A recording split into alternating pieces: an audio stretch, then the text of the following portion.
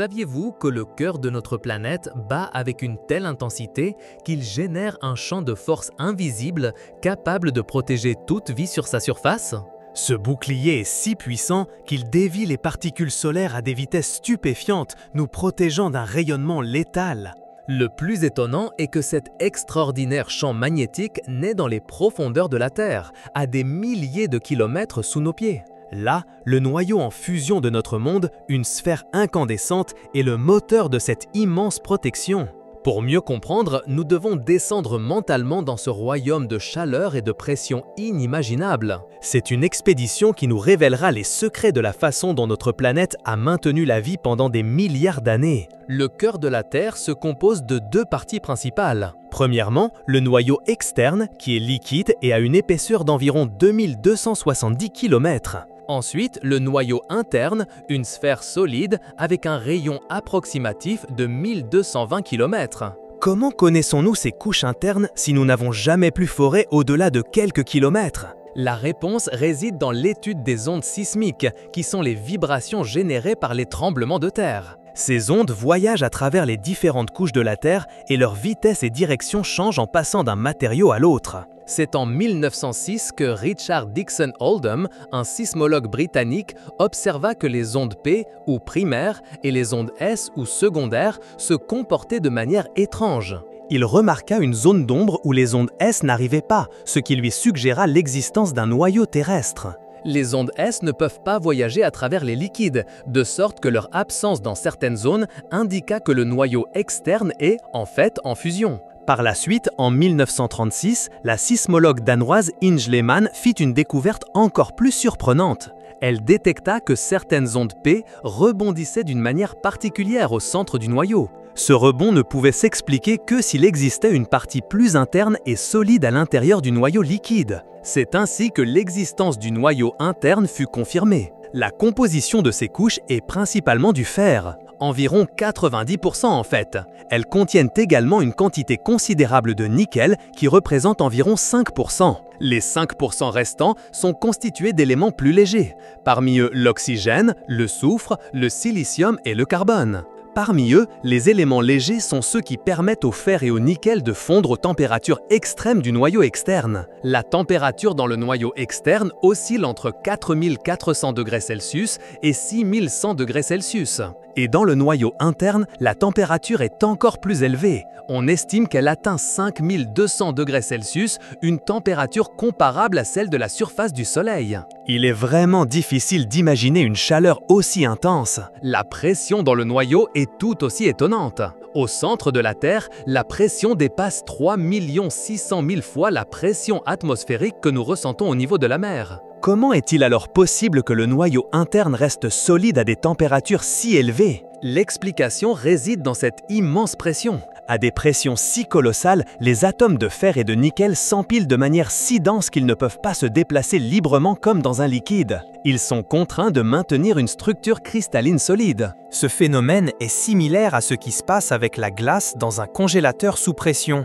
Même à des températures inférieures à 0, si la pression est suffisamment élevée, l'eau peut rester liquide ou se transformer en un type spécial de glace.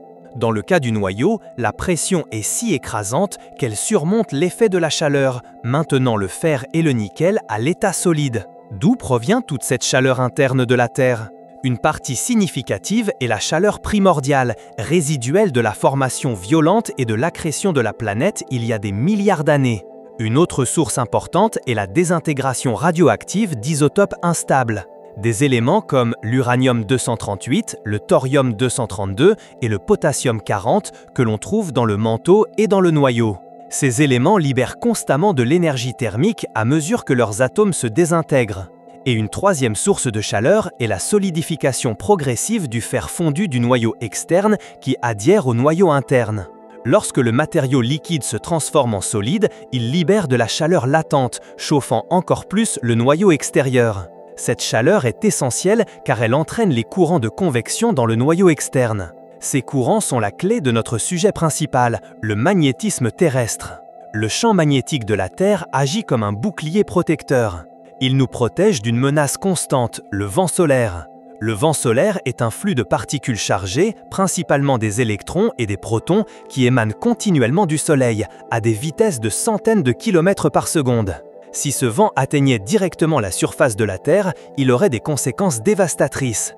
Par exemple, il éroderait progressivement notre atmosphère, faisant échapper l'eau et l'air dans l'espace. Les scientifiques pensent que Mars, par exemple, a perdu une grande partie de son atmosphère primitive en raison de l'absence d'un champ magnétique robuste. Sans cette protection, la vie telle que nous la connaissons serait impossible. Mais comment un fluide chaud et dense au centre de la Terre peut-il générer un champ magnétique global? Cela s'explique par la théorie de la géodynamo. Imaginez le noyau externe comme un gigantesque océan de fer fondu. Cet océan n'est pas statique, il est en mouvement constant comme un liquide en ébullition dans une marmite. La chaleur du noyau interne et la désintégration radioactive provoquent l'ascension du fer plus chaud et moins dense. En même temps, le matériau plus froid et plus dense descend, créant des courants de convection. Ces courants sont lents, se déplaçant de seulement quelques millimètres par seconde. Mais à l'échelle du noyau, ils sont suffisamment puissants pour générer de grands flux de métal liquide. C'est ici qu'intervient la rotation de la Terre. La force de Coriolis, qui est un effet de la rotation planétaire, agit sur ces courants. La force de Coriolis dévie les flux convectifs, les faisant tourner en spirale. Cela crée des colonnes hélicoïdales de métal fondu qui se tordent et tournent. Le fer est un excellent conducteur électrique. Lorsqu'un matériau conducteur électrique se déplace à travers un champ magnétique, même très faible, il génère un courant électrique. À son tour, un courant électrique en mouvement génère son propre champ magnétique. Ce nouveau champ magnétique interagit avec les mouvements du fer, renforçant le champ original dans un cycle de rétroaction positive. C'est un processus auto-entretenu, une dynamo naturelle. Ainsi, le mouvement organisé du fer liquide dans le noyau externe, propulsé par la chaleur et la rotation de la Terre, génère le champ géomagnétique. Ce champ s'étend sur des milliers de kilomètres dans l'espace, formant la magnétosphère. La magnétosphère est la région autour de la Terre où le champ magnétique de la planète domine le champ magnétique interplanétaire. Les lignes de champ magnétique sortent près du pôle sud géographique et entrent près du pôle nord géographique, bien que la polarité ait changé au cours de l'histoire géologique. Il est important de distinguer entre les pôles géographiques et les pôles magnétiques. Les pôles géographiques sont des points fixes sur l'axe de rotation de la Terre. En revanche, les pôles magnétiques se déplacent continuellement. Actuellement, le pôle nord magnétique se déplace vers la Sibérie à une vitesse d'environ 55 km par an. Ce mouvement constant est une manifestation de la dynamique turbulente au sein du noyau. La force du champ magnétique n'est pas uniforme sur toute la Terre. Il est mesuré en microtesla et à la surface, son intensité varie. À l'équateur, il est d'environ 25 à 35 microtesla. Près des pôles, il peut atteindre entre 65 et 70 microtesla. Le champ magnétique a-t-il déjà disparu ou inversé sa polarité? Oui, le champ magnétique de la Terre a subi de nombreuses inversions de polarité au cours de l'histoire géologique. Cela signifie que le pôle nord magnétique devient le pôle sud magnétique et vice-versa. Le dernier événement d'inversion majeure, connu sous le nom d'inversion Brunès-Matuyama, s'est produit il y a environ 780 000 ans. Ces inversions ne sont pas instantanées. Ce sont des processus qui durent des milliers d'années, au cours desquels l'intensité du champ magnétique diminue drastiquement. Cela laisserait notre planète beaucoup plus exposée aux radiations cosmiques et aux vents solaires. Pendant une période d'inversion, le champ magnétique s'affaiblit à moins de 10% de sa force normale. La Terre ne serait pas complètement sans protection, car l'atmosphère continuerait d'offrir une certaine défense. Cependant, les conséquences pour la technologie et peut-être même pour la vie pourraient être significatives. À quelle fréquence ces inversions se produisent-elles? Il n'y a pas de modèle fixe ou prévisible. Au cours des 100 derniers millions d'années, les inversions se sont produites en moyenne tous les 250 000 ans. Mais il y a eu des périodes d'instabilité avec des inversions plus fréquentes et des périodes de stabilité, comme les 780 000 dernières années, sans inversions importantes. La science étudie toujours les mécanismes exacts qui causent ces inversions. On pense qu'elles sont liées à des changements dans les modèles de flux du fer liquide dans le noyau externe. La protection que nous offre le champ magnétique ne se limite pas à dévier le vent solaire. Elle est également cruciale pour la navigation. Depuis des siècles, les marins utilisent des boussoles, des instruments qui s'alignent avec le champ magnétique terrestre pour indiquer le nord. Mais les humains ne sont pas les seuls à bénéficier de ce champ. De nombreuses espèces d'animaux utilisent le magnétisme terrestre pour s'orienter lors de leur migration. Les oiseaux migrateurs, par exemple, ont la capacité de percevoir les lignes du champ magnétique et de les utiliser comme guide pour leur voyage de milliers de kilomètres. Les tortues marines, le saumon et certaines espèces d'insectes possèdent également cette capacité. C'est une boussole biologique intégrée dans leur génétique. Et qu'en est-il de ces impressionnants spectacles de lumière au pôle? Les aurores boréales au nord et les aurores australes au sud sont un autre effet visible du champ magnétique.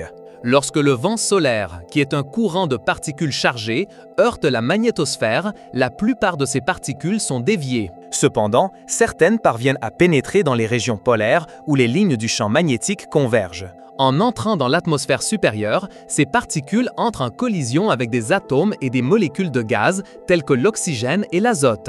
Ces collisions excitent les atomes et les molécules, les faisant émettre de la lumière de différentes couleurs. L'oxygène produit des tons verts et rougeâtres. L'azote génère des bleus et des violets. C'est un rappel visuel du bouclier invisible qui nous entoure. L'importance du champ magnétique s'étend également à notre technologie moderne. Les tempêtes géomagnétiques causées par d'intenses éruptions solaires peuvent avoir un impact significatif sur notre infrastructure. L'événement de Carrington de 1859 est un exemple historique. Une puissante éruption solaire a frappé la Terre, induisant des courants électriques massifs dans les câbles télégraphiques. Les opérateurs de télégraphe ont signalé des chocs électriques, des incendies et la capacité de fonctionner sans pile grâce à l'électricité induite. Actuellement, une tempête d'une telle ampleur pourrait provoquer des pannes de courant massives. Elle pourrait endommager les transformateurs des réseaux électriques et affecter les satellites en orbite. Comment étudier un phénomène aussi distant et complexe que le noyau terrestre et sa dynamo? La sismologie reste l'outil principal, comme nous l'avons mentionné précédemment. Les réseaux de sismographes du monde entier enregistrent les vibrations des tremblements de terre. En analysant la manière dont ces ondes se propagent et se réfractent, les scientifiques peuvent déduire la densité, l'état et la composition des couches internes. Par exemple, les vitesses des ondes P et S nous indiquent si le matériel est solide ou liquide. Les anomalies dans la propagation des ondes peuvent révéler des variations de température ou de composition à l'intérieur du noyau. Une autre technique est la gravimétrie. Les variations de la gravité en différents points de la surface terrestre peuvent indiquer des différences de densité des couches sous-jacentes. Bien qu'elles soient plus indirectes, elles complètent l'information sismique. L'étude directe du géomagnétisme est également fondamentale. Des satellites comme la mission SWARM de l'Agence spatiale européenne surveillent le champ magnétique terrestre depuis l'espace. Ces satellites collectent des données précises sur la force et la direction du champ. Ils nous permettent d'observer comment le champ magnétique évolue au fil du temps et comment les pôles magnétiques se déplacent. Des expériences à haute pression sont également menées en laboratoire. En utilisant des dispositifs comme les cellules à enclume de diamant, les scientifiques peuvent reproduire les conditions extrêmes de pression et de température du noyau. Cela leur permet d'étudier le comportement des matériaux, comme le fer, dans ces conditions. Et de mieux comprendre leur structure cristalline et leurs propriétés électriques. Enfin, la modélisation informatique est indispensable. De gigantesques superordinateurs simulent la dynamique complexe des fluides du noyau externe. Ces modèles utilisent des équations de magnéto-hydrodynamique pour recréer les mouvements de convection et l'interaction entre les flux et le champ magnétique. Ces simulations nous aident à comprendre pourquoi le champ magnétique s'inverse ou s'affaiblit. Malgré toutes ces avancées, de nombreuses questions restent sans réponse. Par exemple, qu'est-ce qui motive les changements dans la fréquence des inversions magnétiques? Pouvons-nous prédire quand la prochaine inversion de polarité se produira? Comment une inversion complète affecterait-elle nos systèmes technologiques? La science continue d'enquêter sur ce fascinant moteur planétaire. Des boussoles des anciens navigateurs à la protection de nos satellites. Le noyau en fusion et sa dynamo témoignent de l'incroyable complexité et résilience de notre foyer cosmique.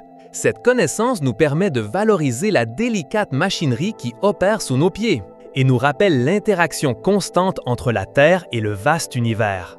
Ne trouvez-vous pas étonnant tout ce qui se passe au cœur de notre planète? Absolument, c'est une merveille géologique qui permet l'existence même de la vie.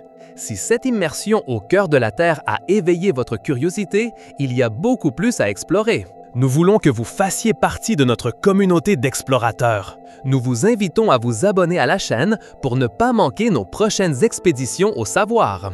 Mettez un j'aime si vous avez apprécié ce voyage au centre de notre monde. Laissez-nous un commentaire avec vos questions ou vos réflexions. Et partagez cette vidéo avec d'autres curieux afin qu'ils découvrent également les secrets de notre planète.